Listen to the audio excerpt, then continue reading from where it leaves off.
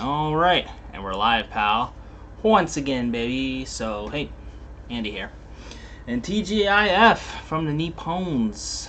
So, feels pretty good. Feels like this week's been going on for frickin' ever. And I guess before we get going here, you might notice something a little different about the background. I got myself some new curtains. These are blackout curtains. So I got them because I was having some trouble sleeping for a while, just because the sun's been up a lot longer, and or not up longer, but it gets up earlier. That's what I meant to say. I should really get some coffee, but we'll get to that later as well. So right now, yo, Andy Virgo, what up, dude? So right now I'm just gonna eat some sandwiches, and then we'll move on to making some coffee and discuss end of semester stuff, because semester is going to be wrapping up in 2 weeks. Yeah, about 13 days from now will be my last final for the semester, and then I'm off for a month and some change, about 5 weeks. And man, your boy definitely needs it, because it's been a little stressful, this first month back. Chilling, just relaxing, pal. You're doing pretty good, man. Just woke up about an hour ago, so got some brekkie. Got ourselves first up on deck, a little sando from Family Mart. This is the egg, ham, cheese, and chicken. So we're gonna be giving it all the fixins. Well, all 2 of them. We got some sriracha sauce on deck, as well as some of that Japanese mayo. Always essential. So, any plans? Definitely going to be doing a lot more work over the break. I already have a job that I work for on weekends, so I'm going to be doing that more. Definitely going to be doing a lot more shooting as well with Eric Surf 6. So during the times where I'm not, I should really get a plate. Hold on just a second.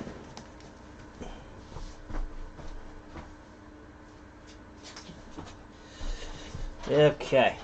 Yeah, my silly self thought I could do this without a plate. Come on. Okay. So yeah, like I was saying, so on days where I'm not working at my other job, I'm gonna be shooting with Eric, and just doing some more networking and stuff, man.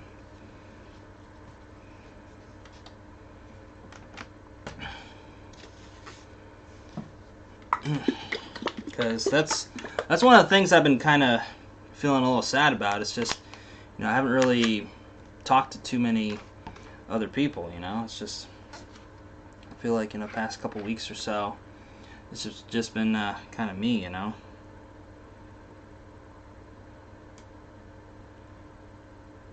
Oh, what am I doing? I should probably point the camera. But there we go.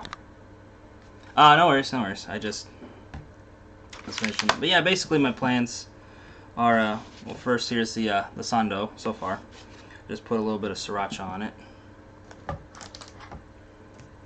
Then give it some of that good old mayo. You don't want to go too much. Busy and almost done with school. Yeah, totally. So, by around this time next year, I should be all graduated, so I won't have to deal with this anymore. But, yeah. Got like 2 more semesters to go. Well, 3 more semesters to go altogether. So, right. But yeah, finishing things up. I'm going to be on break for about 5 weeks before the next semester kicks off. And just going to be working with Eric, doing my other gigs, and hopefully increasing my network, man, because I really want to work with some other people as well. I feel like I'm kind of at that point where I really want to take what I do to the next level, and the only way for me to do that is to work with some high-level people, So obviously, I got my eyes on peeps like Chris Broad from abroad in Japan, and John Dobb and stuff. So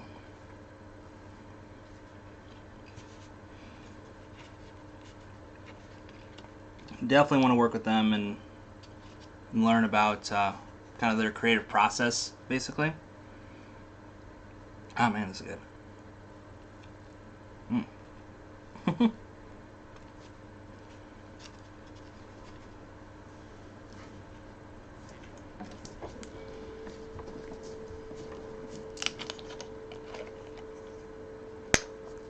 So that's kind of my short-term / long-term plan.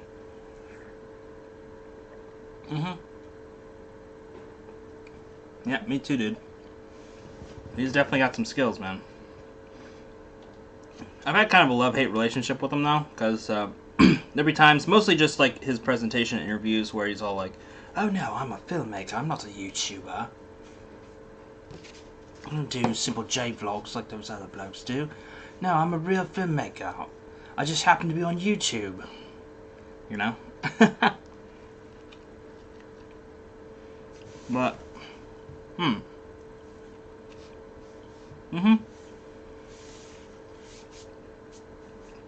Yep. I'm going to be staying here in Japan until they kick me out. Basically.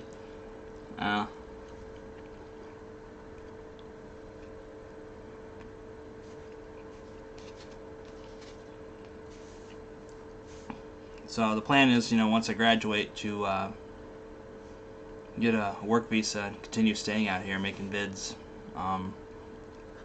With the way a lot of these production companies and stuff are working, it won't be too hard to get a work visa once I get my bachelor's. That's the key. They don't just hand that shit out like candy, unless you have a bachelor's, and then it's just like, oh, here you go. Let's go some deshta and stuff. His level of skill does show. Then again, there's another guy who has great skills as well. Yeah. Yeah, there's a lot of other people out here in Japan that have great editing skills. Regardless of how you feel about their content, I know they're very kind of mainstreamy, but it is what it is. Guys like, obviously Chris Broad, John Dobb is another one who I want to collab with.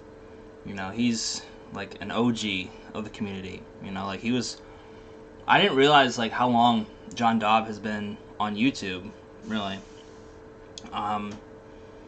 Like his kind of relationship with YouTube goes as far back as like the Tokyo Kuni days, if you think about it, because like he was on NHK with Kuni, and that's how they got to know each other. I don't know if that's exactly how he got into YouTube, but I'm sure Kuni might have put a little spark of an idea in his head, at least. And he's just been killing it. Then obviously Greg Lamb from Lifeform From, that's another one. Paula from Tokyo, he's another one too. And also my friend Loretta from the Kushi-chan channel. Definitely want to do some stuff with her, but my Nihongo is inadequate, to say the least.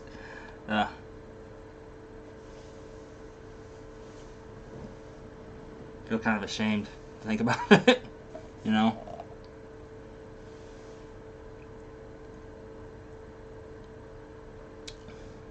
Yeah, dude. Yeah, Charlotte would be cool too. She has more like the fashion-y type, product hauls and stuff like that these days. Which I'm not against, it's just not really my bag. So, yeah. And Kuni's still making the vids. Not in Japan, but he's still making vids, man. He's documenting his journey to like every American national park. And he actually just recently released a video I'm going to be watching later after the stream, where he talks about how to cook a chicken or something. Wait, take a look at that. Yeah, Charlotte, she's alright, Yeah, she's doing good things, for sure. I actually met Charlotte before, like a long ass time ago, when her channel was like really tiny. This is back during her friendship with the Kanagen days, which looking back is a little, but it was an innocent time back in the J-Vlog community back then. Seems fake at times. Yeah, definitely. Yeah.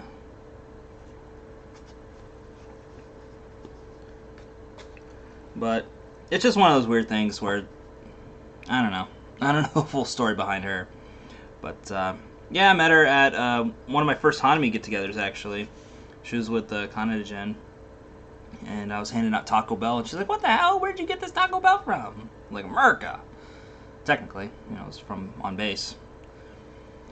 Yeah, exactly. I don't want to get into that whole rabbit hole because that's.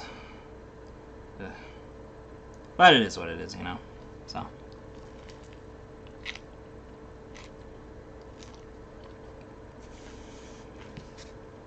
Actually, one of my videos talking about her is one of my most like all-time viewed videos on this channel. Sadly enough, I wasn't even saying anything all that interesting, really. It was just like, you know, stop it, get some help, basically. But it took off because that was the hot drama back in the day. But I'm just so glad I never got into that drama content, really.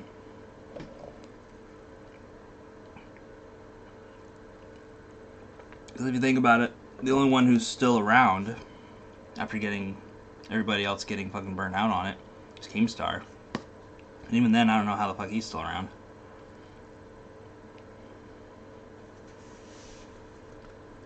Weird. But drama content's a double-edged sword, right? It'll get you a lot of views, a lot of subs, a lot of watch time and money and stuff, but no one's going to want to collab with you because they're worried that, oh, if they say something wrong, then they're going to put it up on their channel, and I was talking with so-and-so, and he gave me the scoop, and he said this. Can you believe it? You know? Yeah, totally. Totally. I don't watch any of his stuff. I just see him on the internet all the freaking time. He's completely unavoidable. I don't either.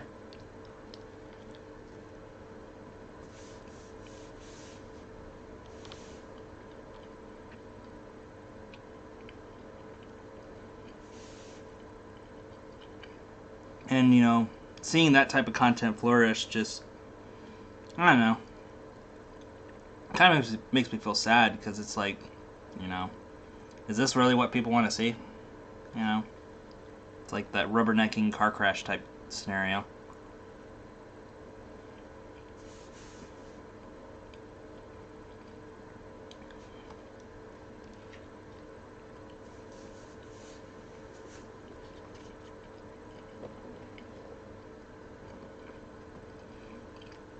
But such is life. Plus nowadays, talking about YouTube celebs, you know, even... Yeah, exactly.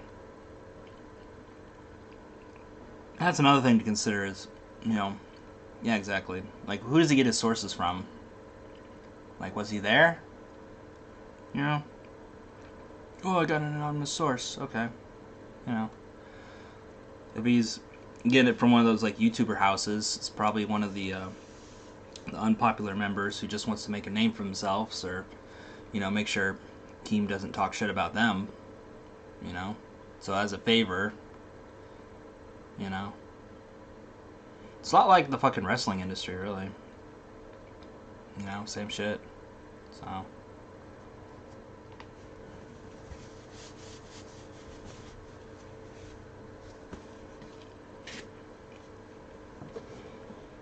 That's why I don't take any of that gossip shit seriously, you know?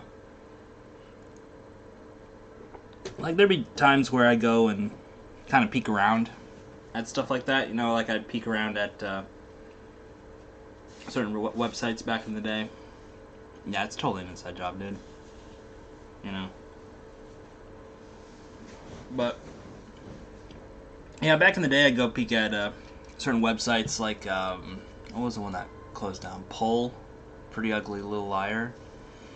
The site was complete garbage. Like, it'd take you forever to, like, search anything. Because you had to, like, wait for, like, a minute between search terms. It was just fucking slow and tedious. And, Yeah, I found a bunch of stuff on there. Mostly just looking up J-bloggers. Seeing if there was, like, some shit on the low that I didn't know about, you know. Most of it was just kind of shit talking, like, oh, I can't believe she has so many subs. Oh, she's just a whiny bitch or whatever. And I was just like, y'all are just being petty, you know.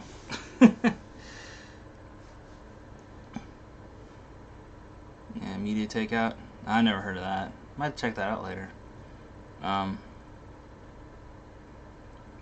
But yeah, you know, I looked up some stuff about some J-bloggers. I mean, obviously the female J-bloggers have the most shit about them, but like I said, it's mostly just catty, petty bullshit. You know, nothing really substantial. But the male J-bloggers, there's a couple stories in there that kind of got me thinking. Yo, Car Wash, what up? So, like, you know, I heard some stories about, yeah, happy Friday to you too, dude. Good to see you on here. You know, I heard some stories about Norm from Tokyo Lens, about how, yeah, exactly. So, oh, you're talking about the, okay, media takeout. Okay, yeah. But yeah, you know, I heard some stuff back in the day about, like, Tokyo Lens and stuff like that, and, you know, I took it seriously for a really long time, because there was always, yeah, exactly. Lol. But yeah, there was always something I felt that was kind of off. I think that's how I stumbled across Pretty Ugly Little Liar in the first place, because to me, there was always something a little off about Tokyo Lens. Like, I couldn't quite put my finger on it. You know, it seemed on the surface, you know, really nice guy, and, you know, I talked to some of my mutuals who know him, and I was like, yeah, Norm, he's a real nice guy, dude, you know, really pleasant. But my bullshit alarm kept on going off. I was like, nah, there's something wrong with him. I don't know what. I should have every reason to like this guy, but there's something about him I just can't quite figure out. And I think I was just kind of looking for any old reason not to like the guy. And point to that as like my smoking gun, my aha! Got you. And I guess there was a former... oh, ugh. I don't want to see that rumble in the jungle. So when will I move out? Well, I'm not going to be moving out anytime soon. So, originally, I had planned on moving down to Shonan, to the beach area, down in like Oiso specifically. But the guarantor company that the Oyasan was going through, not the Oyasan, but the Fudo-san, my bad. I guess they either didn't get back to the Fudo-san, or, you know, the Fudo-san was just kind of embarrassed that, you know, they said Gaijin Dame. You know? I don't know exactly why, but, yeah, they haven't really given me a call back. And plus, I spent, excuse me, I spent all my move-in money. Yeah, exactly. I spent all my move-in money on the new camera and stuff. So even if I did want to move in, you know, I don't have the money to do it right now. So, yeah, that was the thing, man. That was the thing that kind of pissed me off. Because, like, the Fudo-san and the Oya-san both were totally cool with me moving in. You know, the Oya-san was, you know, just some chill, retired surfer dude out in Chigasaki. Like, totally fucking chill. And then went down to the Fudo-san, and, you know, they're pretty cool too. You know, but they work like a weird sort of schedule because of old Colonial Macaroni. So they're not in the office all the time. So it's kind of hard to get in touch with them. So, yeah, I just kind of left it alone for a couple weeks. Kind of ping in every once in a while. And then, you know, once I got too many non-committal answers, I was just like, I'll just let this one go. Yeah, well, I didn't even know who the guarantor company was, or is. So that's the thing, I didn't even know, even if I wanted to blow their phone up, like, I didn't know who they are. So, because they said, the Fudosan said that they were going through several guarantor companies. So they weren't just going to go to the one and if they said no, well, shogunai. You know? But it's okay, man. Like, looking back on it, I'm probably better off not having moved just yet. I think once I graduate, or once I get close to, you need 3K to move in Japan, like in Kisas or some other place. Yeah, in most places, like especially in Tokyo, like 3K will get you a fucking shoebox at best. But you know, where I was moving further south in Kanagawa, it's pretty damn cheap out there. Yeah, exactly. That's where I plan to move in once I'm done with school. Because, you know, there have been rumblings of possibly resuming classes at some point. Not anytime in the super near future, of course, with state of emergency number 62 in effect out in Tokyo. But eventually. Although now with all these states of emergency out there, it's... now I don't really take that one too seriously. But before that, there was a possibility of them holding in-person classes again. And I was like, I don't want to be too far away, you know? So the plan now is... yeah, exactly. I lost count at this point. Actually, no, I take that back. It's technically the 4th, apparently. I just call it the 62nd, just for funsies. Oh, I'm not in Tokyo, dude. I'm in Kawasaki. So I don't deal with any of that Tokyo bullshit at all. You know, I go outside, I drinks my beer.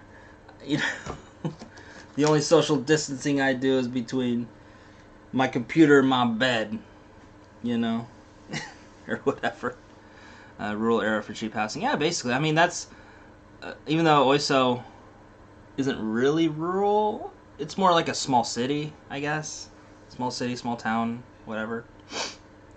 It's not like super Inaka. It does have like basic amenities, especially being so close to Hiratsuka, which is a much bigger city, relatively. Yeah, Kanagawa has been like super fucking lucky throughout this whole thing. You know, there's a couple times where we had the Kinkyujitai very early on, but after that, I think after the second one is where, you know, governor is just like, fucking Tokyo, you do you, fam, but we're gonna be on this quasi state of emergency,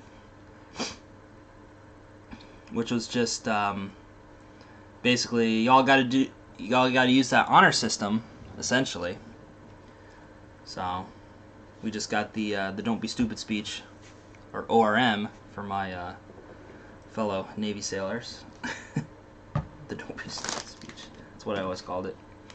You know, we just got told, you know, social distance, wear a mask, and wash your hands, by golly, or the Colony monster will get you.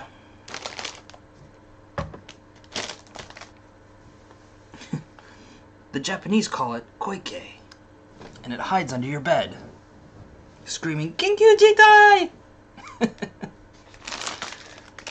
Or so the legend goes. But yeah, during this whole fucking shenaniganry, I've just been staying in Kanagawa as much as I can, just because Tokyo's just so fucking unlucky right now.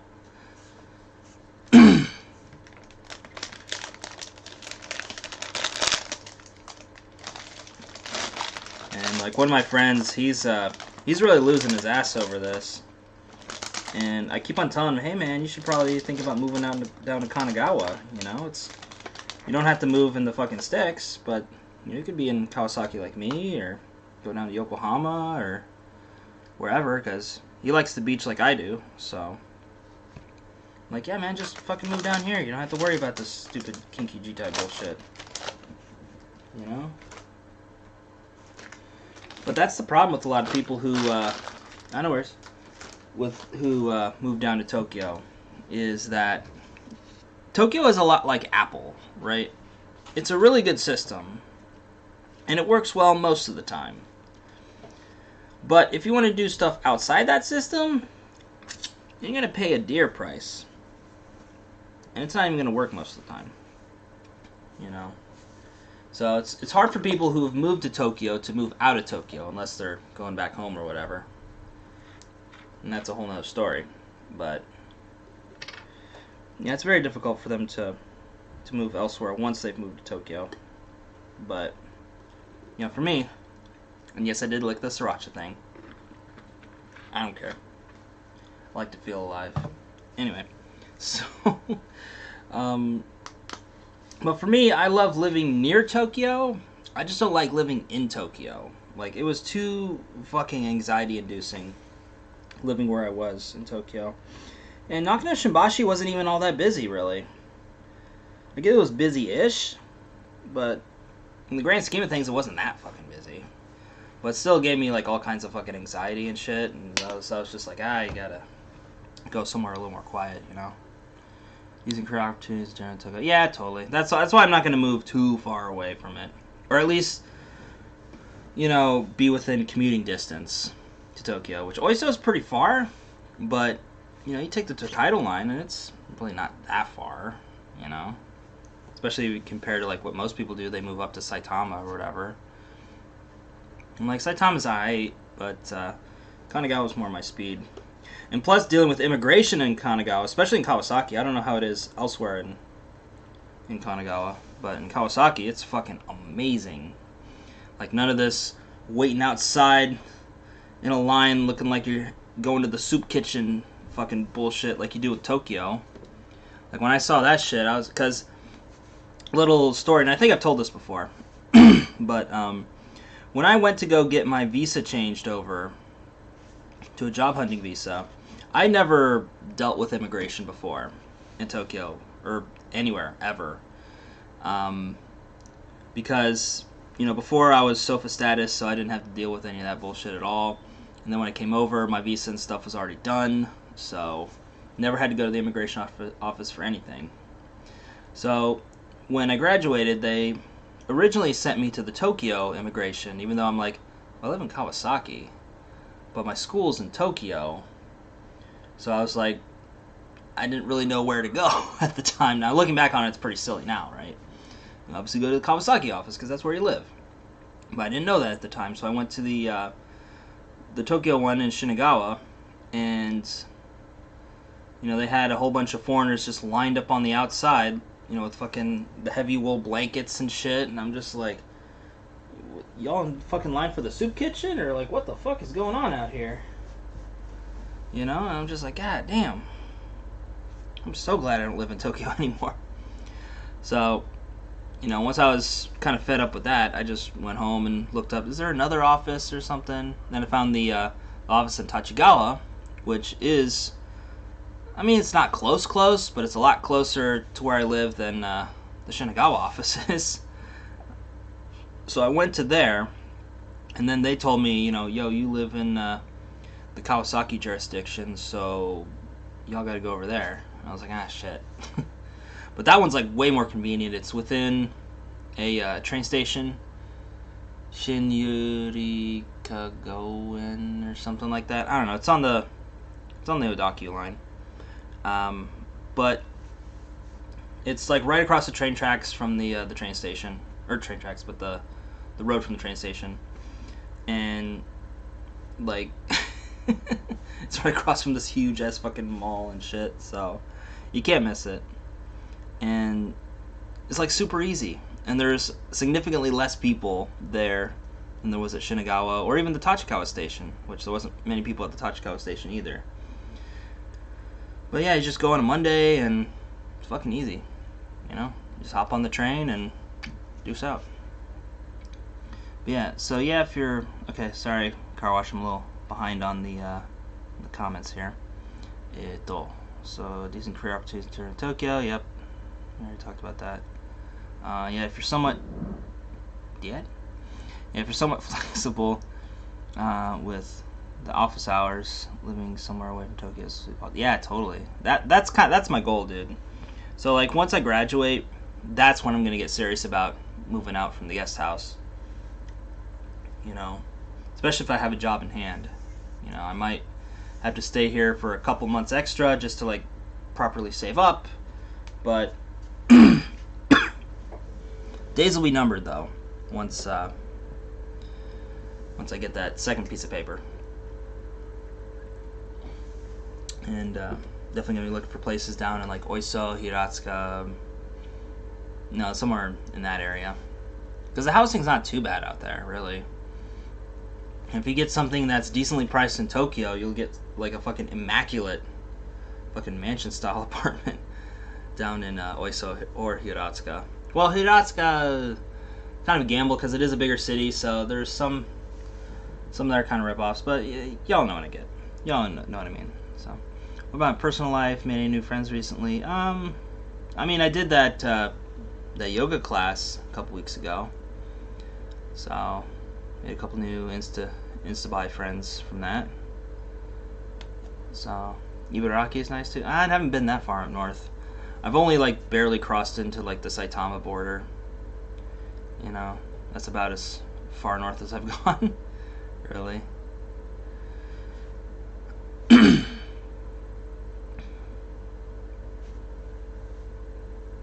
But for me, I enjoyed the beaches, so Kanagawa to me is the place. So yeah. Well, it's a possibility, you know, like the different shooting areas that the Eric goes on. Oh yeah, that's where School of Mountains at. It's old Scuba Steve. Forgot about that. Yeah, I heard a lot of good things about that. They have like a huge like science museum or something like that out there in Scuba. You know, my friends used to live out there, so she told me all about it. I didn't realize it was in Ibaraki. Okay, cool. Small world, right? But what was I gonna say? Yeah, totally. But yeah, you know, with the end of the semester, I'm not really, I'm trying to take it as easy on myself as possible, so that way, I can work on final projects and stuff like that. Oh wow, that's interesting. I didn't know that. Stuff like that, so.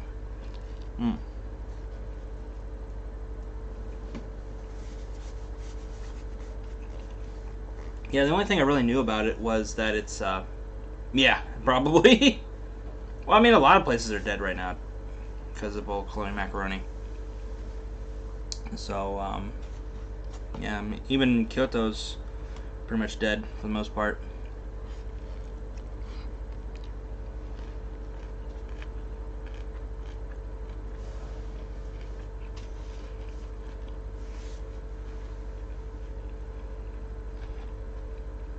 Which is kind of a good thing because I want to, before tourism opens up again, jeez.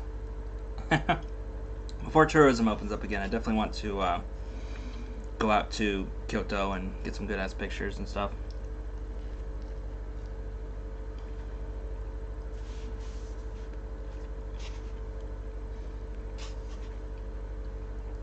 If you have cash, go hiking. Nice, nice.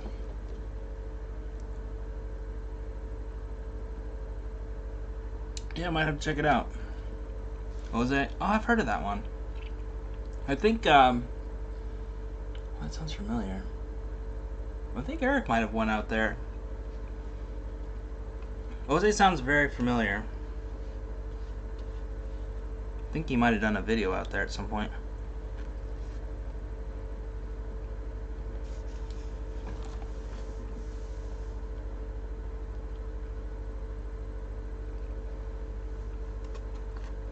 Pretty sure.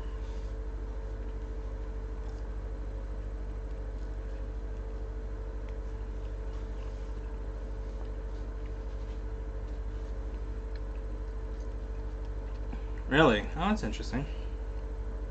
Didn't know it was that quick.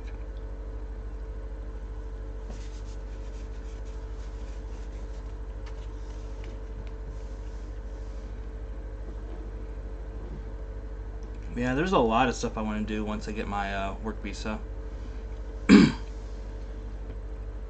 know, it's funny, like, as a student, I have all this freaking time, and even on the GI Bill, I have, money, but they don't always line up all the time.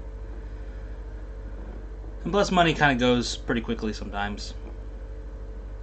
You know, either paying for bills or, you know, getting stuff you need around the house or whatever. But, you know, yeah, it's my current visa is designated activities visa, technically. I just call it the job hunting visa because that is my designated activity.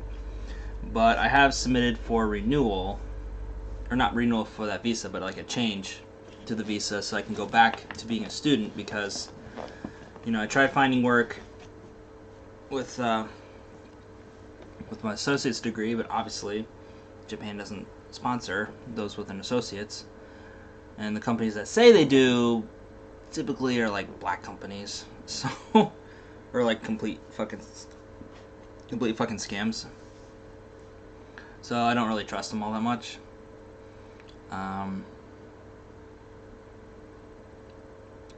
But yeah, that's kind of the blessing and the curse. Not really a blessing, but you know, it's kind of the curse of, you know, working in Japan, is that it's extremely easy to find work here. Like, I found so many Arubaito gigs, but none will sponsor my visa because I don't have a bachelor's degree. Yeah, totally. Fucking scam, black company bullshit. So, and I've tried looking at different websites. I mean, obviously the main ones, you know, for better or worse, they're just the most accessible to me, would be like Craigslist and Gaijin Pot. Those are the main places I've looked. I've also just asked around, like my friend groups and stuff, see if, you know, they know somebody who needs a job filled, or, you know, if their school is sponsor people with just an associate's degree, and in most cases it's no. So yeah, definitely, your network is your net worth. That's the thing out here. And that's something I've really had to come to terms with, is that you know, for me, I always maintain that my own skill will be the determining factor, because it's something I can control, right? You know, I can control how much I know about video editing, or what projects I take on, or whatever, right? But I found more often than not, it's the people who I know that play, you know, the biggest factor in the gigs and stuff that I get. Like, IME 90, I don't really know that, but it was never, like, I never got any job here in Japan by applying to it. I mean, there was one I applied to, but that was just a formality. Like, I was already pretty much hired, so the applying was just a formality. But all of the work that I've ever gotten here in Japan has been through referrals. It's never been because I found an ad or whatever. It's always because, you know, somebody knows somebody who needs some work done, and then you go work for that somebody, and they're like, oh man, I know so-and-so, she's looking for a videographer, you know, she needs a camera person for this day, you'd be perfect, you'd love her, I'll give her your number, email address, or whatever. Yeah, exactly. Like, connections are fucking everything, dude. And, you know, when I was growing up, like, I always thought that, you know, networking and stuff was like cheating.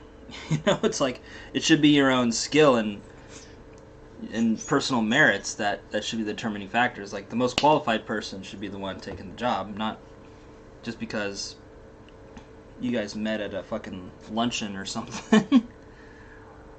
But I've since changed my stance on that. You know, learned a lot.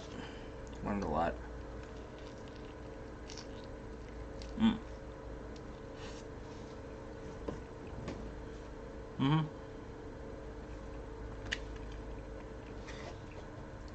And that's the thing, man. Like, there's a lot of editors out there who can cut circles around me. Shit, other side. But, you know, they don't have the network that I have. And conversely, I don't have the network that a lot of these other editors have either. Yeah, sure. Yeah, so definitely a lot of oddballs out there for sure.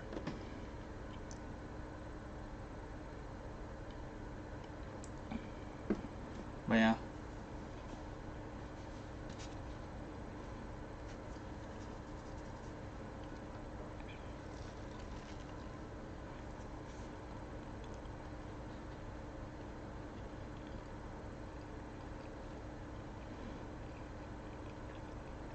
And it's also a sanity check for the other side too, because like there's some people who I wanted to work with, and I have mutuals, and I'm like, hey, how's this person? And they tell me, and it might be something to where they have a particular trade, or maybe turnover's a little high or whatever. And I'm like, okay, well, that was nice, but best look elsewhere, essentially.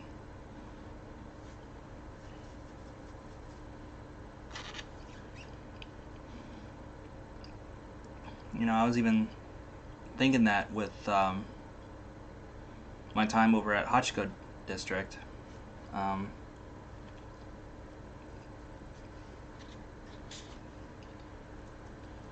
Like,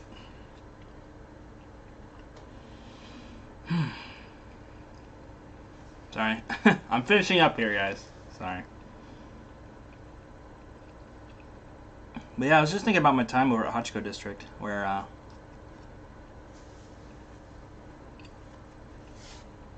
I was editing a lot of their videos.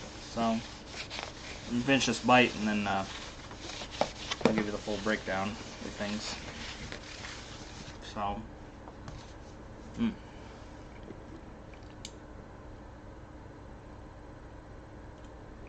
So for those who don't know, Hachiko District is a production company out in Tokyo, and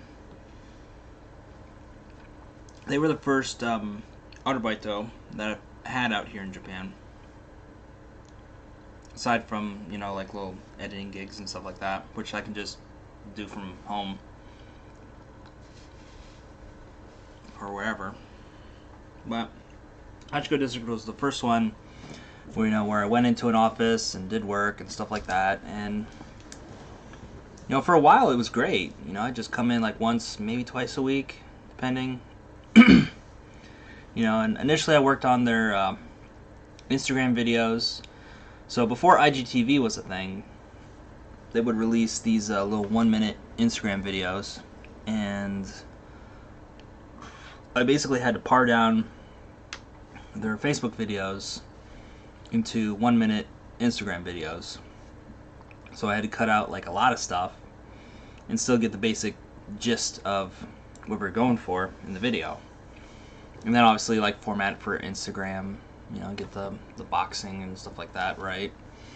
And make sure the captions and stuff were in the right spot as well. That was a big one.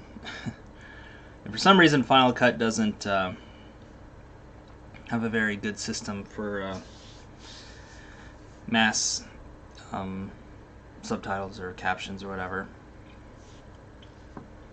But regardless, I started off doing that, and then we made the switch to IGTV, which meant I didn't have to edit the videos anymore. I just had to reposition the captions, resize the video, and that's about it, really.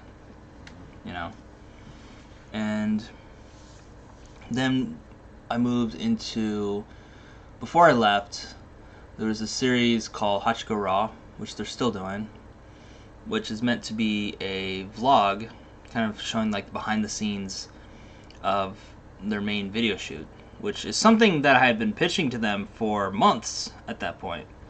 I've been pitching to them because the thing is, like, their main audience is on Facebook. That's their core audience base, but they want to branch out to like other social media platforms, but a lot of times they're not willing to put in the effort to really learn those platforms or make content specifically for those platforms. You know what I mean? It's just, we'll just put the same video on it, but it'll be on Instagram or it'll be on YouTube instead of Facebook.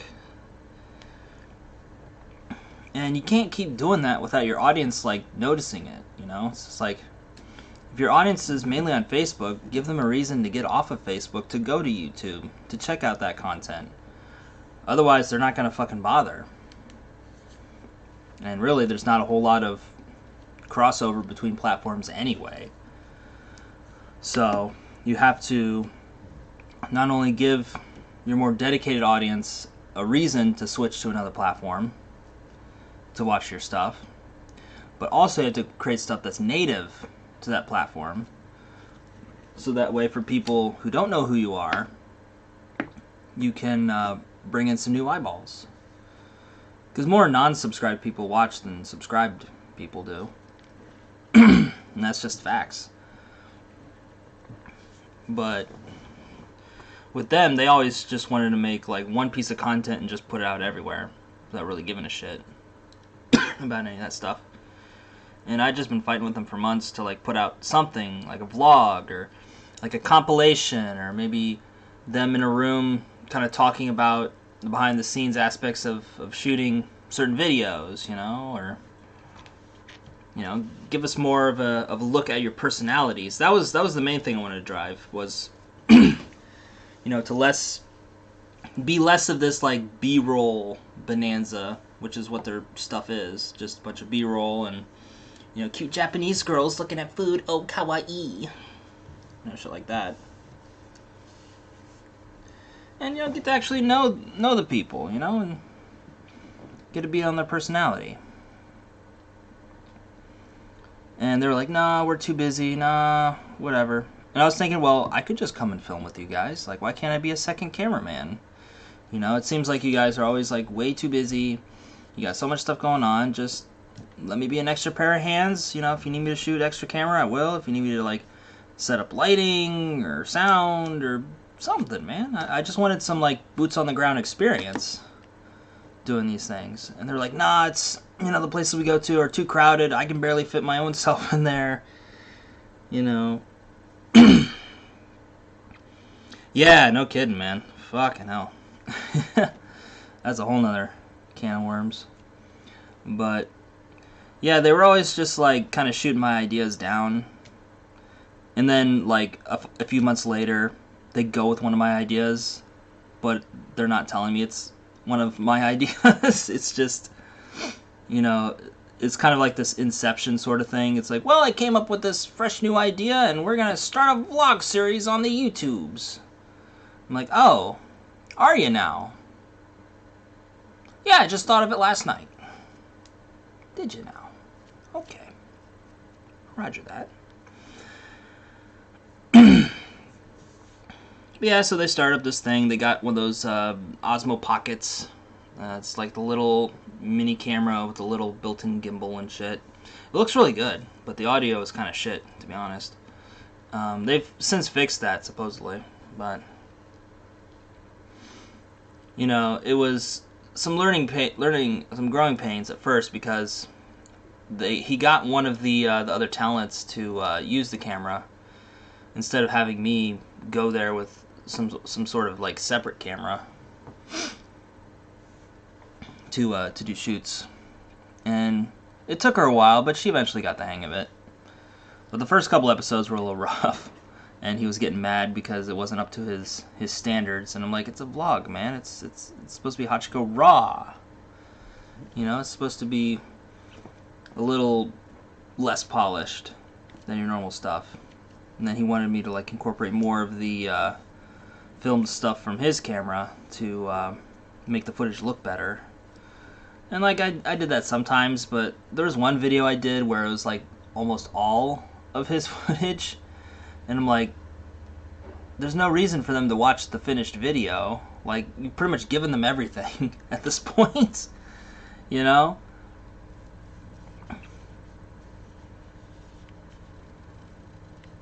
Yeah, exactly. And we get into that here in a sec. But yeah, so like the main turning point for me with that company though was they were starting to ramp up production pretty hardcore with a lot of different things. Yeah, exactly. They're starting to ramp up production. So instead of going in there like once a week, maybe twice a week, You know, I was going in there twice a week, and then I was also doing primarily working from home on days where I couldn't physically be in the office. And I was pretty much like working almost 9 to 5. Like it was pretty rough there for a little bit. Now it's just like, dude, I can't keep doing this, man. You know, like he had like way too strict of a schedule, and all this, that, and the other, and you know, especially with school coming up, I'm just like, I can barely do this by itself. There's no way in hell I'll be able to do this plus school. So it was at that point where I'm just like, even if school wasn't happening, I was going to quit anyway, because I just kind of gotten fed up with it, you know. And it'd be one thing if he like paid me more. I mean, technically I got paid more because I was working more hours, but like my rate of pay was still the same. I was making about as much as a fresh hire working at McDonald's, to give you an idea. And I'd been there for over a year. And originally I was gonna like ask for like a yearly review. And I talked with one of the other people there, and she's been there for like 2 or 3 years, I think, and she said, no, I've never gotten one of those. I'm like, damn, seriously? You know? So I was going to go and ask him about it, but I don't know, we just had a bit of a talk, and it didn't really end all that well. I don't want to get too in the weeds with it, but it was really scummy what he said in there, and you know, I already made up my mind of quitting, but I figured it would just be during the school season, and then I would, you know, do some Arbeito work with them over the summer or whatever. But after that conversation, I pretty much was like, nah, I'm done with these chuckleheads. Like, that's it. So I told him, you know, yeah, I'm quitting because, you know, school and all this other stuff. And he was like, oh, okay, yeah, sure. So get this, right? So on my very last day, because he already told me he like found people to like replace me. I was like, people? Is it more than one? He's like, yeah, you know. So we're just gonna bring him in, you train him, and then deuces, you know. So he brought in like 4 people. You know, it was 3 interns, and then 1 person who I guess was supposed to be my official replacement. He brought in 4 fucking people to this little fucking boardroom, and I'm supposed to like train all these guys on how to make Hachiko district videos in like an hour or 2. And for me, like, I'm one of those like learn on the job types. I'm not really train people how to do this sort of stuff type. So I just gave them a basic rundown of the templates and stuff, and they were like, yeah, okay, we get it. So yeah, they had to hire 4 people to replace just 1 of me. So I guess that was a little bit of an ego boost, but that quickly got shot down when old Big Boss Man came running in and congratulating everybody on, you know, working for them, and he was saying, yeah, man, we're gonna get you on camera, and we're gonna have you guys running cameras and stuff as well, so yeah, bro, you're gonna be coming out to the shoots and everything, it's gonna be so cool. And I'm just like, you fucking asshole. Like, you know that's the kind of shit that I've been asking for months, and you're like, well, you know, stuff happens. Meanwhile, he's fucking just giving it to these new kids, like, right off the streets, day 1, before they've edited anything for you. And it took every fiber of my being to just, like, be as professional as I could in there, because I had every right to just say fuck you and walk out. You know, because that was just such a fucking slap in the face. Ugh. So I just, you know, finished my time and fucking left. And I haven't looked back as far as that place goes.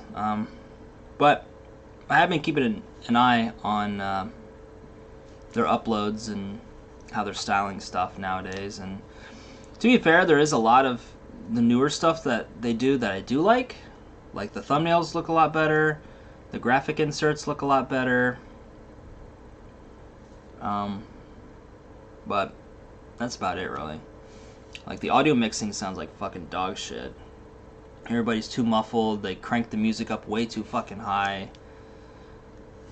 And, you know, there's a lot of points in there where I think if I had more time to talk it over with them, because a lot of the stuff they gave me was already pre-recorded, so I didn't have any time to really give them any suggestions. They just did it, you know? So if I had more time, I would have, like, coached them into, like, okay, this is how you gotta act on camera. You can't be all sad looking like somebody kicked your dog or whatever. You know, you gotta have that sort of presenter mentality. And lead into the next section, which the main guy who was in the videos, he didn't really have that sort of presenter mentality, but because, you know, he's the SHOT Show, he felt like he had to be the main person there. And it's like, nah, dude. You know, if you're not good on camera like that, just have one of the other talents do it. It's fine. And then you just kind of pop in every once in a while, you know. But he wanted to carry on with it. Talking about my old job that I used to work for.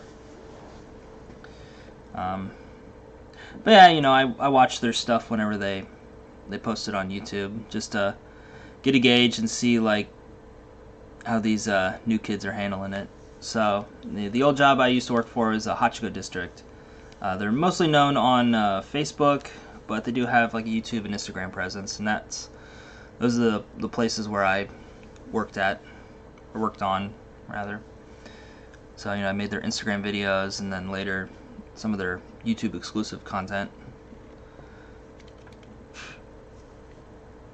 And in fairness, you know, they were my first arubaito out here in Japan. They were the first to take me in when no one else would. And, you know, it's thanks to them I got one of my other gigs, which, you know, it's the power of networking, right? So you always get referrals. So, but yeah, getting back to the comments, because I kind of went off on a tangent there. Sorry there, car wash. I wasn't ignoring you, I swear. I was just kind of getting my stuff in. Yeah, God knows Japan could definitely use some fresh air in advertising. Yeah, for sure. And that's something that has always been like an uphill battle with companies like Hachiko District, because their stuff is considered so revolutionary compared to, like, Japanese people's ways of thinking, which is just, you know, make a CM, put up in a billboard, maybe do some radio ads, and that's about it, really. But to do stuff on SNS, social media, is what it's called out here in Japan, that's considered, like, revolutionary to them. Like, they never heard of something like that, so it's kind of a hard sell. Thankfully, you know, they found some people who are a little more attuned to that sort of thing and know the power that social media can bring them, so. But it is definitely upsetting the apple cart as far as traditional advertising goes. And all, you know, I'm all for it. Because their traditional advertising is getting a little long in the tooth, if you know what I'm saying. I mean, there's only so many Gokun videos that you can release, you know, like, you know, the salary man, he's all sweaty, he's like, and then, you know, I see some, like, Japanese girl, like, you know, Omizu wo tekyou or whatever, you know, he's like, grabs it, he's like, Gokun, Gokun, Gokun, Gokun, like the really loud gulping fucking noises. He's like, sappari kanji shite, or whatever.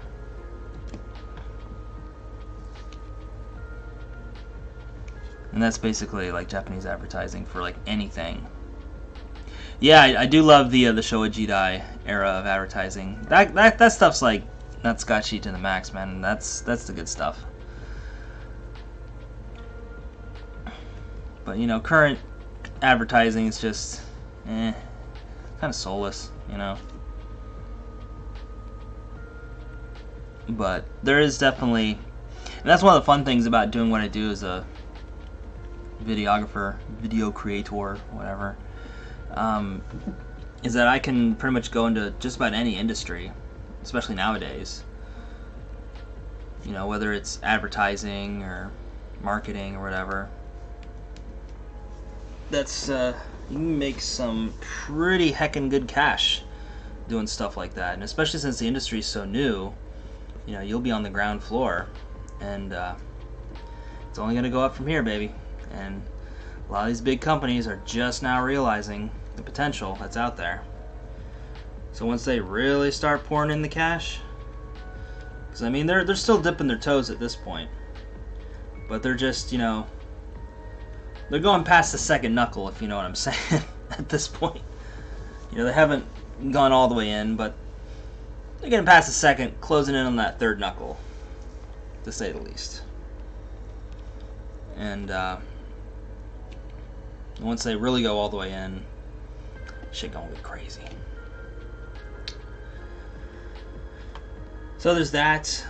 Also working for other YouTubers, working for other companies who need videos for whatever it is they do, different projects, events.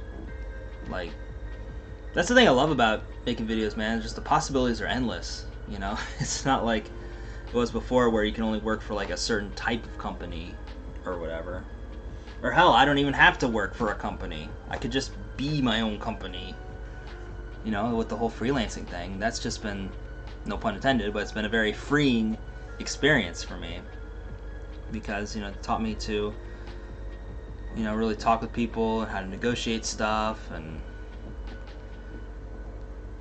you know, I learned so much being a freelancer, and it just has made me way more confident as a person, you know, because before, you know, when I was still in the Navy, like, my confidence was like at an all-time low, which is kind of the opposite of how most people see military folk, is that when they're in the military, you know, that's when their dick is like 10 inches long and nothing can fucking stop them, right? But you know, I just felt like a fucking beat dog walking around. And I even see it in like my older videos, just kind of how I handle myself and stuff. It's very subtle, but it's there. Man.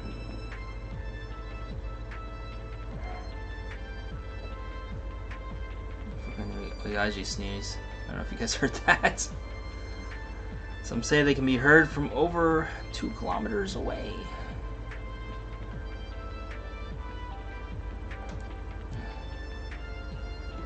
But yeah, man. You know, I just felt like, you know, if I said the wrong thing or whatever, then I'll get fired and I'll never be able to find work again. But with freelancing, like, there's opportunities around every single corner. So as long as you're not a complete fucking asshole, you know, it don't matter. If it don't work out with somebody, and, you know, there's been a lot of cases where it hasn't worked out for me. You know, it's either been like a one and done, or in some cases like a never, because, you know, you get the beat from somebody else and you're like, I guess I'll pass on this gig. And stuff like that. So yeah, I feel pretty confident, and hopefully by the time it gets to job hunting time for realsies, once I graduate with my bachelor's, then my goal is to be able to find a visa sponsoring job that allow me to do video production work. And there's a couple jobs here that do actually offer that, including one of the places that I work for. But obviously you gotta be full time, which no problem, you know. So if all works out, you know, I want to move to the company that I work for to a full-time position instead of just like a freelancer position, so that way they can sponsor my visa, and then, you know, continue making videos out here in Japan.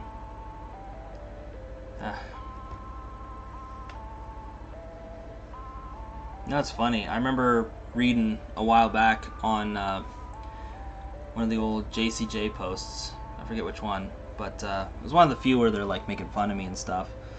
And one of them said like, "Yeah, kid's a fucking incel, man. He just wants to be like fucking John Dobb, and nobody's gonna hire him, whatever." And I'm just like, go back to your little Peppy Kids Club bullshit, man. Mr. Ego Sensei. Lego my ego. But I kind of want to print that quote and just, if I ever meet John Dobb in person, I'll just overlay that at the bottom. The kid's trying to be like John Dobb, but he'll never make it. And meanwhile, I'll be there with John, like... I just think that'd be the funniest shit.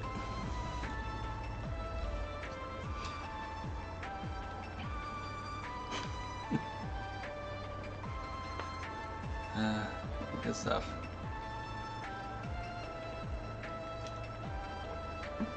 Yeah, I've been talking with Eric, and we're definitely going to be doing a lot more collaborative works over the summer as well. So, we'll see where things go. I'm just keeping an open mind about things.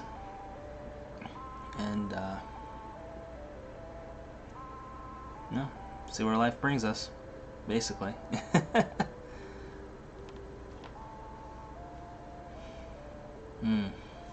So, those of you still in the chat, let's go ahead and start up some coffee. Even though I think, did I say this was a coffee stream? Oh shit, I did. My bad. But we'll fulfill that promise. The old YouTuber, wait till the end, guys, promise. So, give me a few minutes. I just gotta clean up some stuff. I also gotta change out some stuff with the French press. Gotta clean it out, and I'll be right back. It'll probably be like 3 or so minutes. So, yeah, just hang in there for a sec. Just gotta wash the grounds and stuff out, so it won't be long.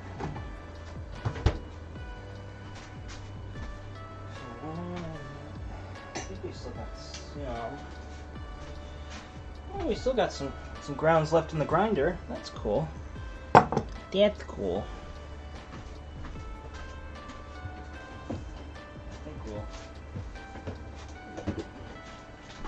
I think we'll also add a little bit from there as well. So, we'll go clean out this French press, and I'll be right back.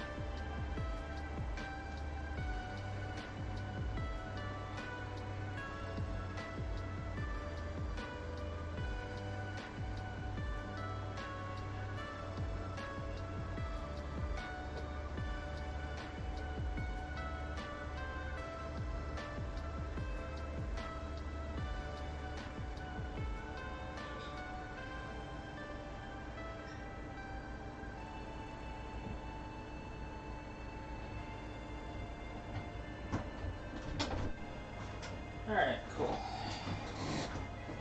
Cool.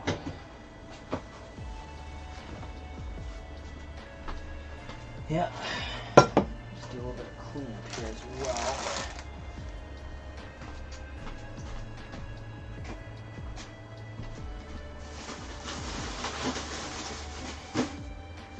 Alrighty. Let's get on that shit. What's today, Japan? What's up, baby? Ohayo. Gozai morning. Get them likes going. Hell yeah. Pon Geto. I don't even have.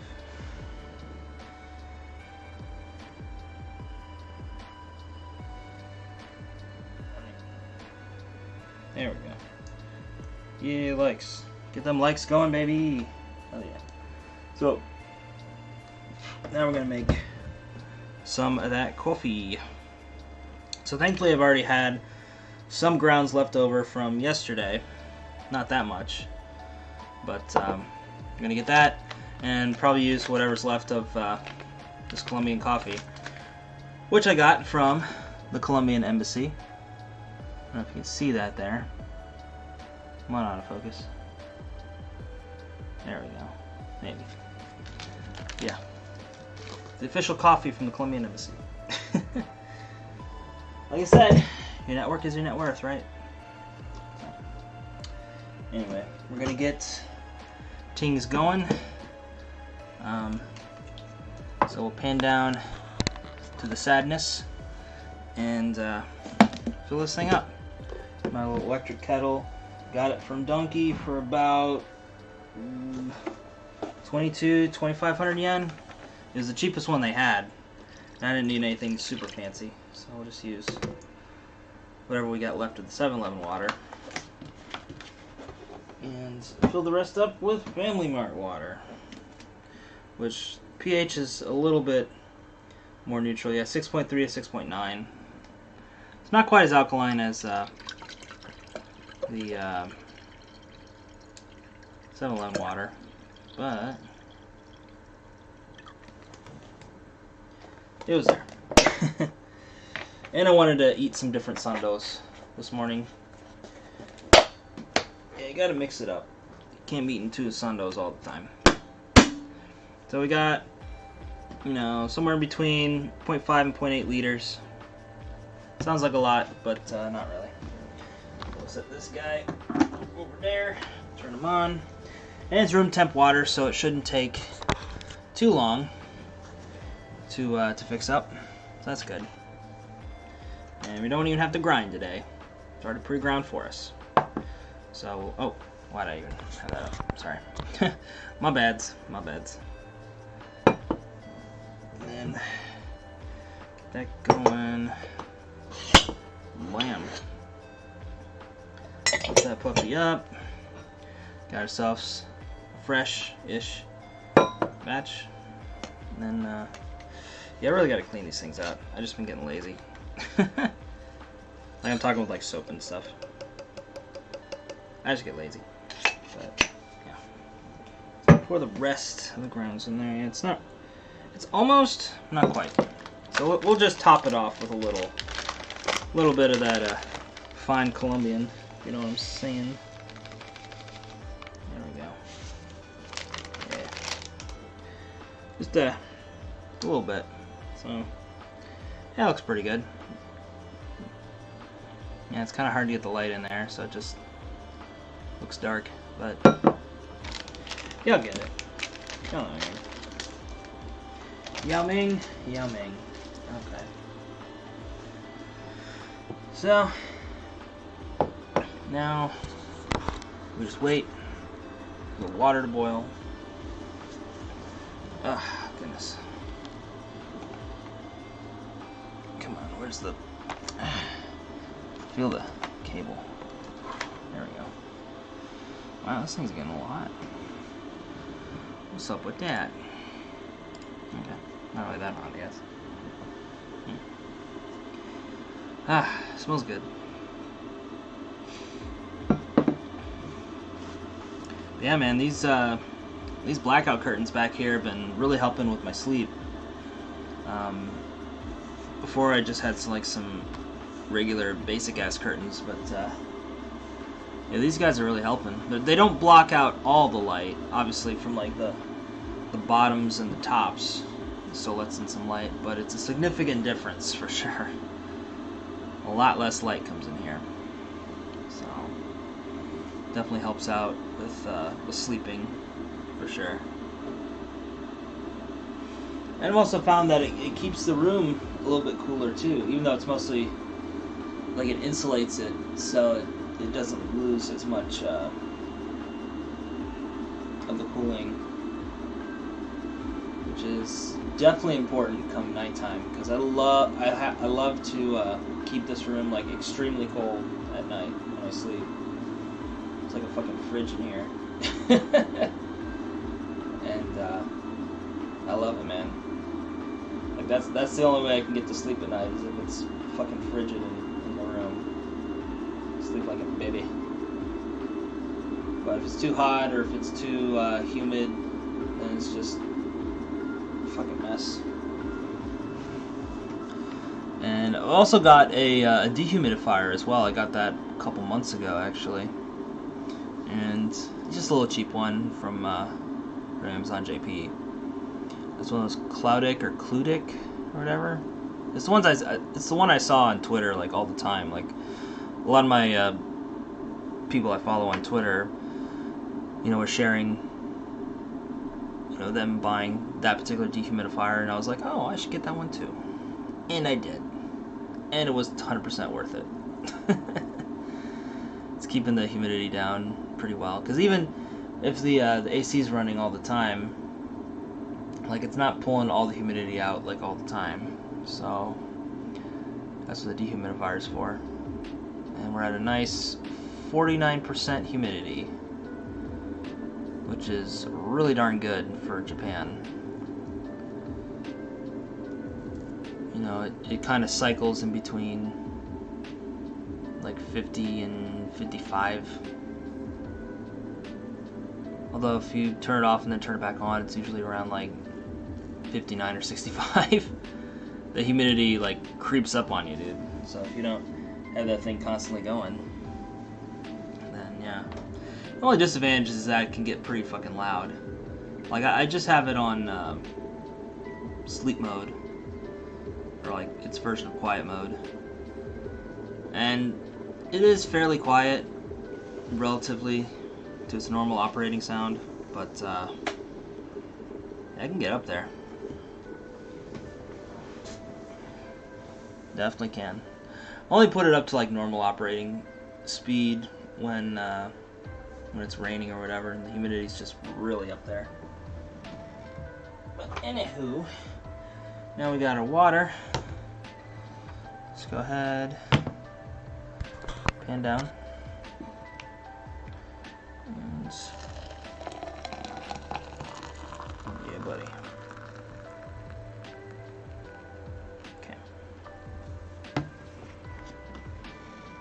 And still have a little bit left if you want to do another cup. But I'm feeling pretty good energy-wise, so I don't know if I'll need another cup. Or I might save it for like later. Maybe. We'll see. We'll see. Ooh, okay. That's the trick, man. You gotta get it.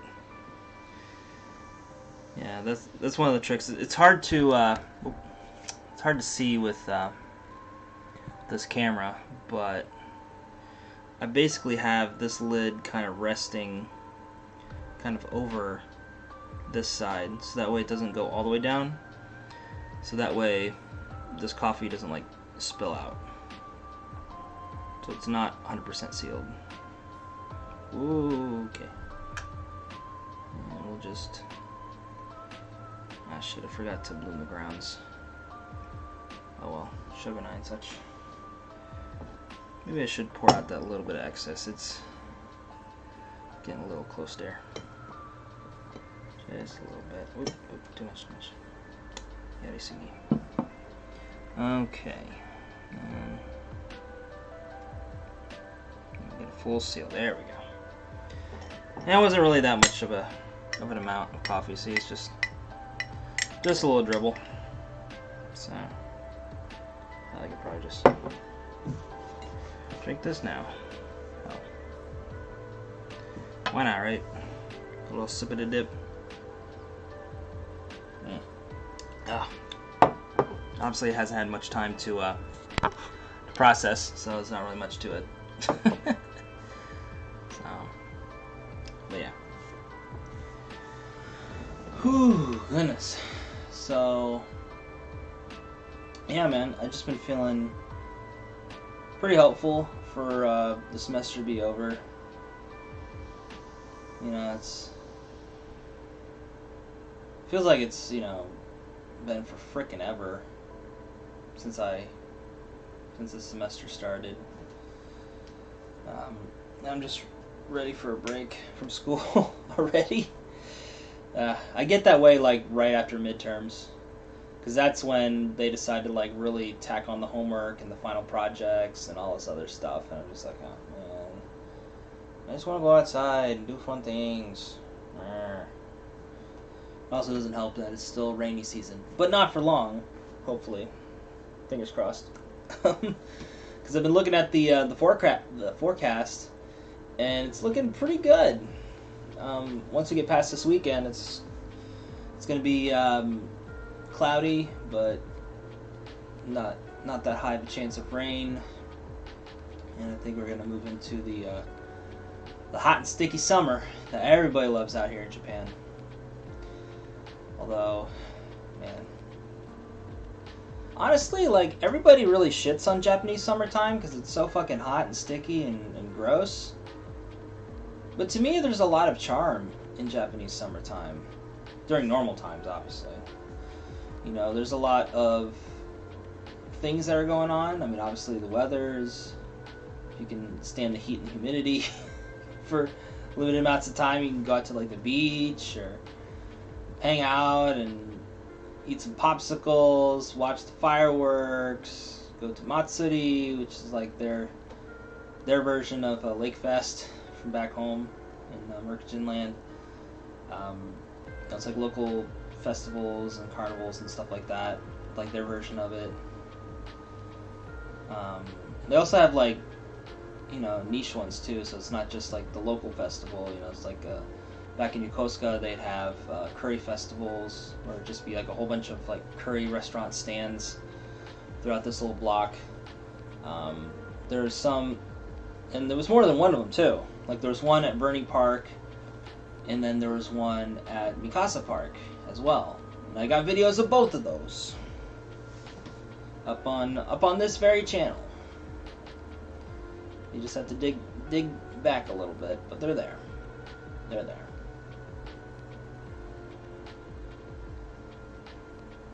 And yeah, it's just kind of sad that old Chloe Macaroni kicked so many things in the nuts.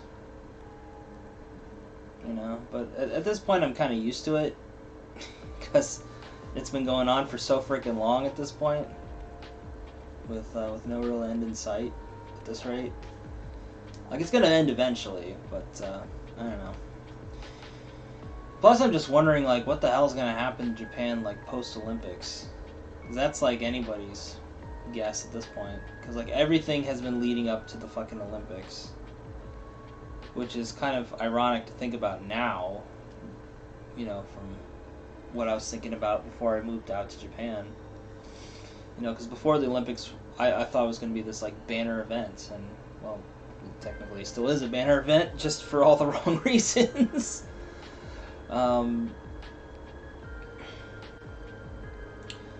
Yeah, just to see so much bad stuff happen, you know, it's like, what the fuck?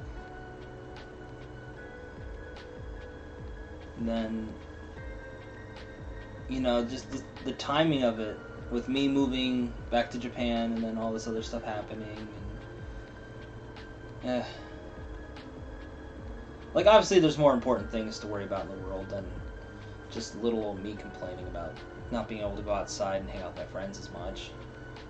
Like, obviously there's more important stuff, but just from my own perspective, you know, just let me bitch a little bit. But yeah, it just feels like I haven't really done much of anything since I came back to Japan. And I've been back in Japan almost as long as I've been in Japan the first time around.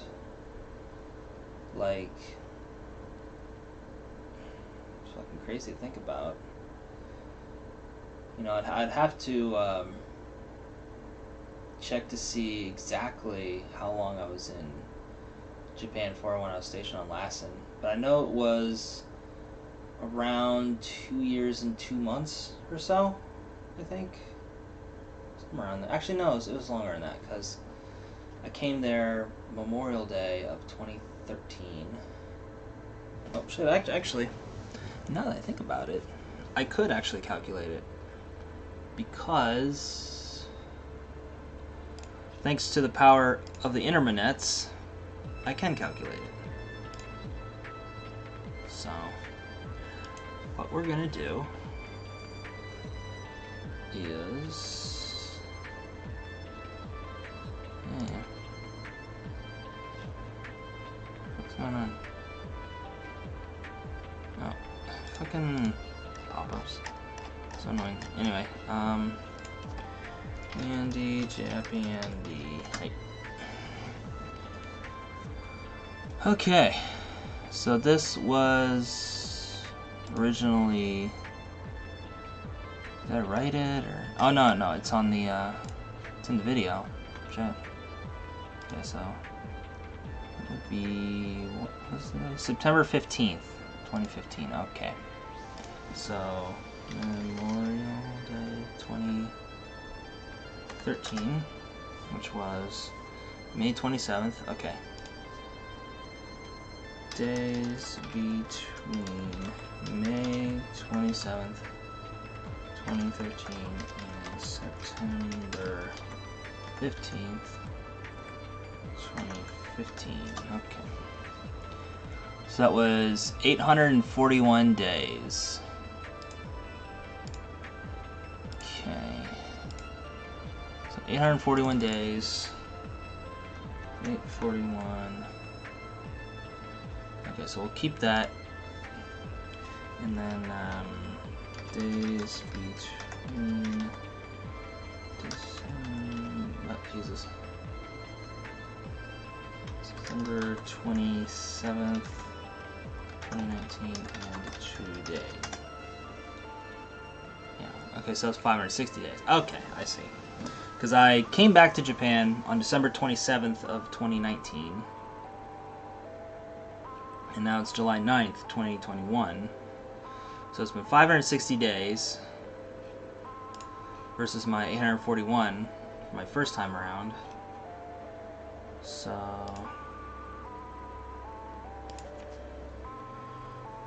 841 days from December 27th, 2019. Thank you. So, the day... That long, huh? Okay. So apparently, the day that I'll have been in Japan as long as I was the first time around will be April 16th of 2022. So, April 16th next year is when I'll have been back in Japan as long as I was in Japan the first time around. 841 to... Actually, I forgot to count. So 81 plus... what was the other thing? Hold on. 560. 560. So I have been in total in Japan for 1,401 days. Fun facts. With the Andy saying.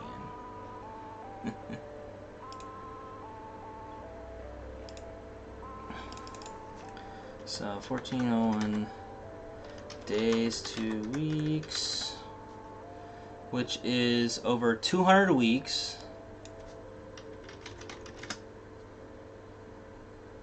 Over 46 months. Or about 3.84 years.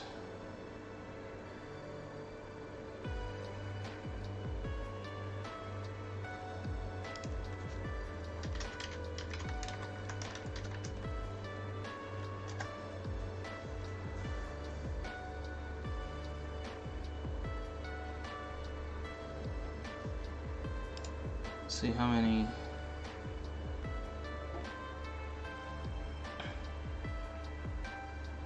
There we go.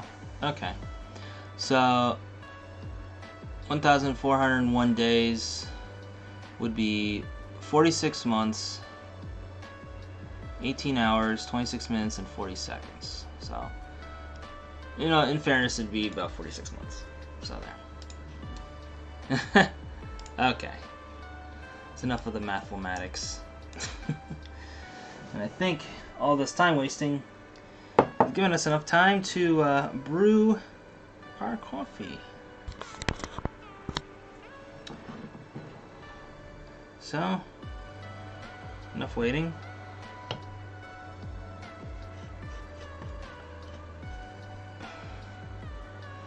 And it's time for drinking.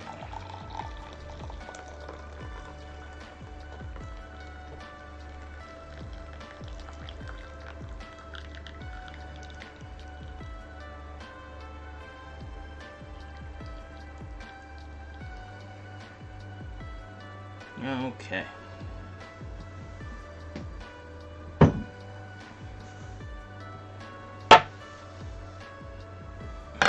Alrighty. Yeah.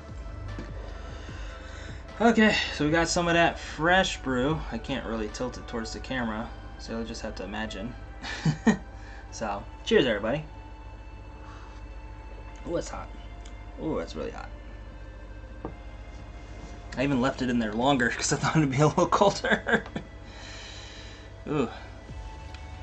But yeah, that is really good. And they're not even fresh grounds. They're ground from yesterday. And then a little bit of pre-ground stuff.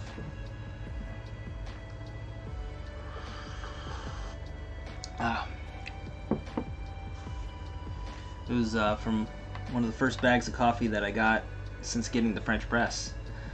It was actually a bag of coffee that I got because of the reason I got the French press, basically. It was because I got in 2 bags of coffee from the Colombian embassy, and I was like, yo, I don't have anything to make this in. And originally I was going to get a just a regular old coffee maker, but I'm like, then I'd have to buy the fucking filters and then clean it and all the maintenance, and mendokusai. So rather than just buy a new electronic item, I figured, well, just get a French press, you know? Cleaning's gonna be super easy. You know, I don't have to fuss with it too much. I won't have to plug it in. I'll just use my electric tea kettle to heat up the water, and that's all you need, really. And it's been doing pretty darn good for me, all things considered. So, no complaints here. Although, if I did have to issue one, it would be that I should have gotten the bigger one. I was a little hesitant on getting the French press because I didn't know like how much I would use it, you know. So I think knowing what I know now, I definitely would have got the bigger one. But it would still be the same old like all stainless steel, because a lot of the French presses are like glass, and I'm like, didn't really want to do the glass, so yeah. Stainless steel is where it's at, baby. Baby. But yeah. This cup of coffee is really good. Really hot. Jesus. But definitely very black. Very robust, full flavor. Just like I like it, Daddy. Yeah, I'm not really a big fan of the light roasts or medium blends or whatever, which is what a lot of Japanese coffee is out here. It's a very 5 out of 10, you know. So in order to get like the real dark roasts, you have to grind the beans yourself. So just a little word of warning to y'all if you like the dark roasts like I do. Ah, good stuff. Good stuff.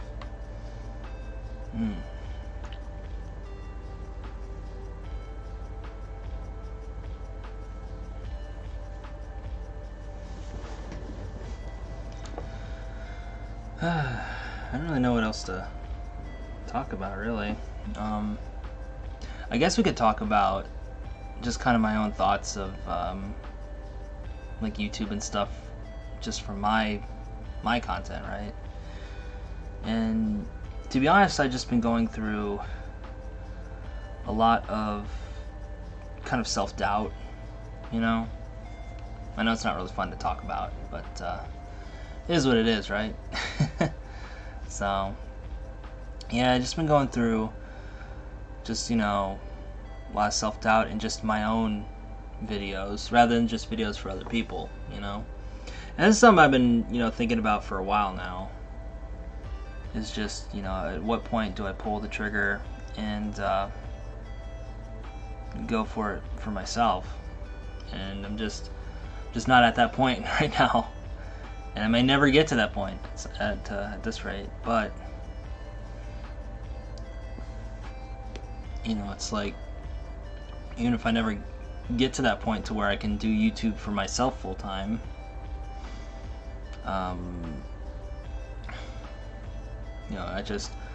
my overall goal is to be able to make videos for a living,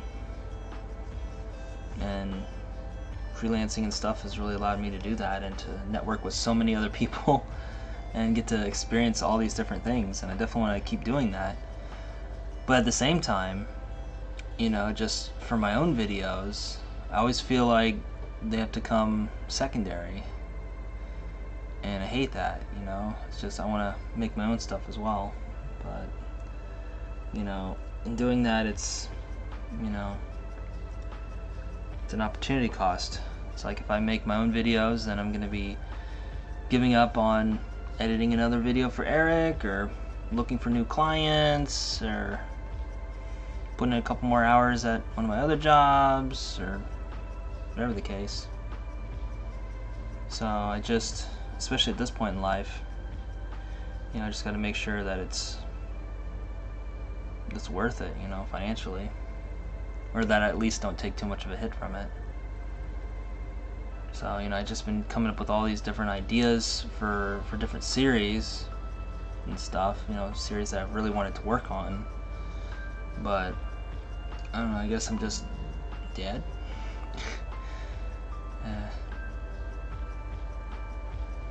I've just been kind of hesitant on actually pulling the trigger and going through with making the videos.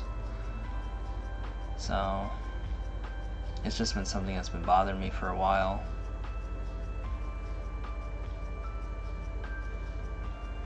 I think part of it's just that I'm afraid that I'm going to sink all this time into a video and lose out on different opportunities by dedicating all this time to a video, and the video not do well. It's just one of those things,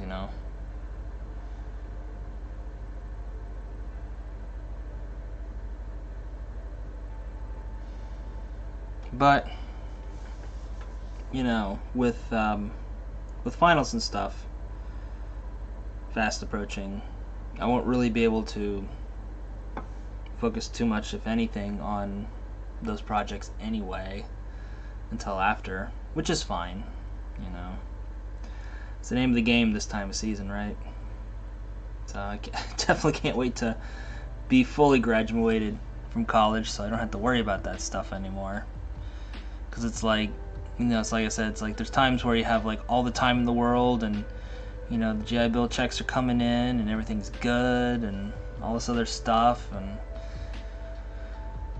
then there's times where you just don't have any time and you want to do stuff, but shit happens. It's life, right? And I think the thing that really got me this week, and I probably shouldn't say it, but I'm going to say it anyway, was the recent video by CDawg VA.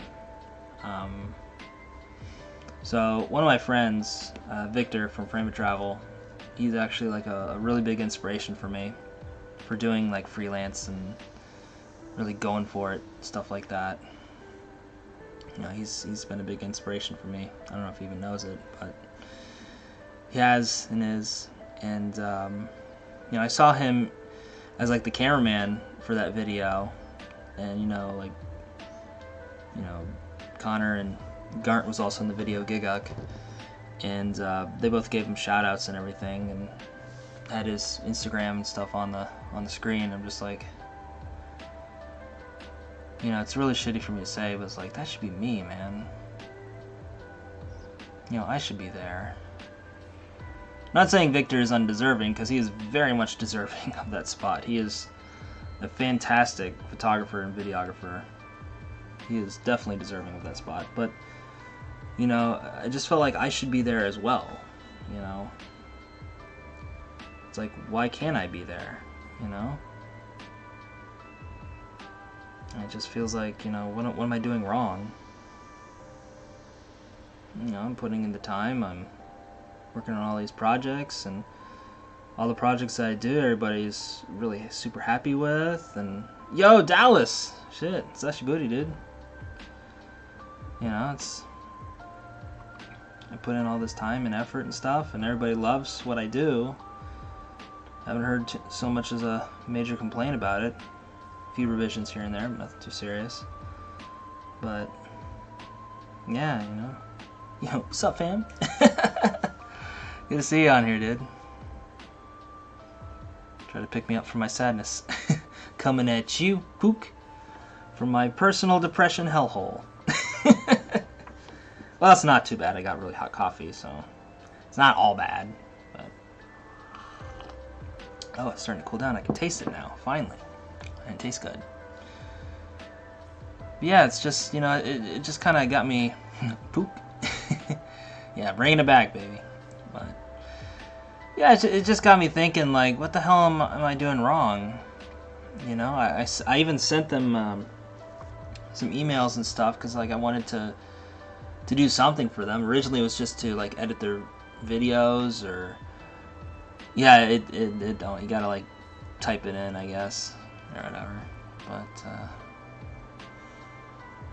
yeah, but, like, I sent them emails and stuff, and, you know, they said they wanted, like, camera people, and, you know, I even updated my gear, because I thought, you know, well, my Panasonic G85 isn't enough, because it's kind of a, you know, kind of a mid-tier, entry-level type camera, and it's not really the type of professional gear they're looking for, so I went and bought an A7C, which has, you know, the bigger full-frame sensor and a smaller package, but it still operates the same picture quality and everything as an A7 III, which is like the standard, like, high-end YouTuber camera.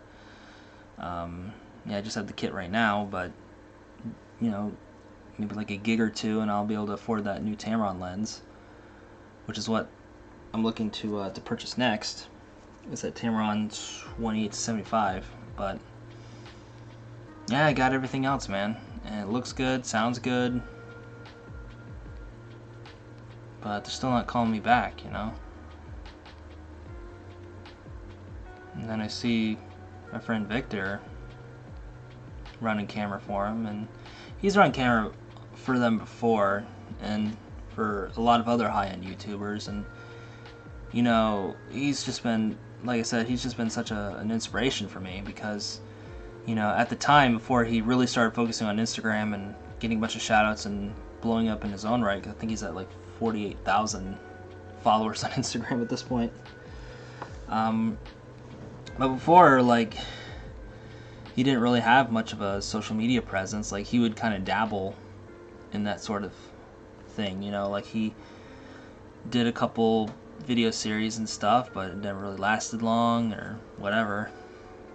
Really got into photography, which is good, but, you know, it just seemed more like a hobby than anything. And then, you know, he started working on videos for other people, and that's when he really started taking off, and, you know, he just wasn't too afraid to ask. And that was just such an inspiring thing for me, you know. It's like, fuck, man. Because before, I always saw, like, follower accounts as being, like, the arbiters of success. Like, you know, these high-level people won't talk to you unless, you know, you have like 1 million subs or whatever. And it's like, don't talk to me until you have your gold play button, you plebe. But that's not the case at all, you know, like, Victor didn't even have a silver play button. He was, like, very far away from that. And he was still talking and collaborating and doing all these different things with them, and I'm just like, fuck, man, that's awesome. And I see him in this recent video, and I'm just, I don't know, just feeling fucking sad, man. And I shouldn't, you know, because his success is very well deserved. But, you know, for me, it's just like, why not me, you know? just feel like I'm kind of left out in the cold sometimes.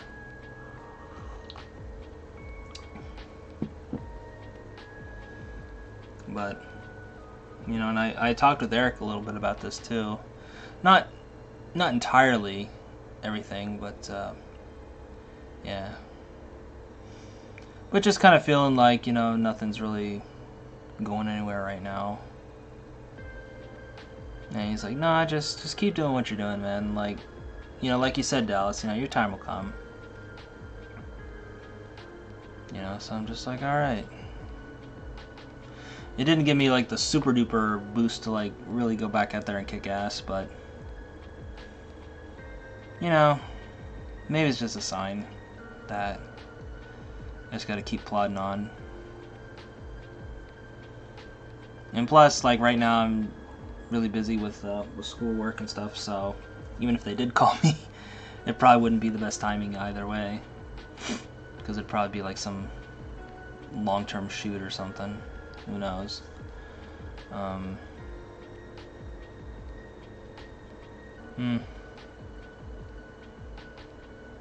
So it's hard saying. So you just gotta be positive about it. And it's weird, man, because like when it comes to other creators, I'm like their biggest cheerleader. Like I'm always like supporting newer creators who are like really on the come up and doing good things. But when it comes to my own stuff, man, I'm just, you know, I'm like my harshest critic. So all these other people who think they're tearing me down aren't even getting close, you know. But yeah, like you said, Dallas, the time will definitely come. It definitely will. So just gotta keep doing your thing, or my thing, I guess. So, all right. Didn't mean to get all mushy and spill my guts for the internet to see, as I always do. You know, it's just one of those weird things, man. Because I always saw doing YouTube as almost in ways like a bit of a confessional. You know, like I'd just come on here and just kind of spill my guts and talk about, you know, whatever was bothering me or whatever. And it felt very therapeutic, you know. But, you know, there's some people who come to see that sort of stuff, and then there's other people who are like, hey, just show us something funny or whatever. So it's kind of hard to figure out what people want. Like with the whole Mr. Peachy thing, even. Like, I've been getting a couple ideas for him as well, because I've kind of put him on the shelf, because I knew if I pushed that character too hard, he would get, like, really fucking annoying. But I've just been thinking of, like, different scenarios for that character as well. You know, maybe, like, explaining his absence by not explaining it. Or, you know, either reviewing different snacks, or... The idea originally behind Mr. Peachy was when everything started clearing up, and I could go outside and stuff, I could just, like, you know, do kind of man-on-the-street type interviews with people, and just make it as, like, uncomfortable as possible. Or just go to, like, all these interesting places that are very flashy, and there's, like, a lot of stuff going on, but I'd just be, you know, just sitting there, just completely unimpressed, unfazed by everything. You know, it'd be in like Kabukicho or something like that, with just like a whole bunch of stuff going on in the background, and just be like, cool. You know? Guy I watched called Bithead 1000. It's been doing videos. Really? Bithead 1000. Never heard of him. Yeah, you're right. It does sometimes happen late.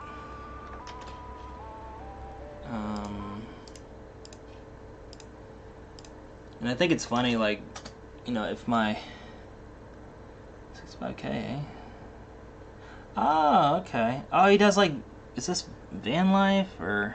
No, I guess he's just in an attic. Okay. I'm looking at some of his videos now. It looked almost like he was in one of those, like, conversion vans or something, but... Looks like he's just in his attic. That's cool. Dribble the bop bada. And good old Rich from VTech USA. Goodness. I haven't watched a VTech USA video in ages. Might have to put a couple in the queue. Yeah, definitely check them out for sure. Yeah, I'll definitely have to put some stuff in the queue. Check it out. Check it out. But yeah, I think we'll wrap things up here. I know it's getting late for you guys out in the North American land, so don't want to keep you up too late. So thanks for hearing my sob stories and stuff like that, and tuning in while I make this lovely coffee. NBA Finals time, hell yeah, man. And with that said, guys, it's not for now. As always, forever. We'll see you next time. Catch you later, guys. Bye. Take care.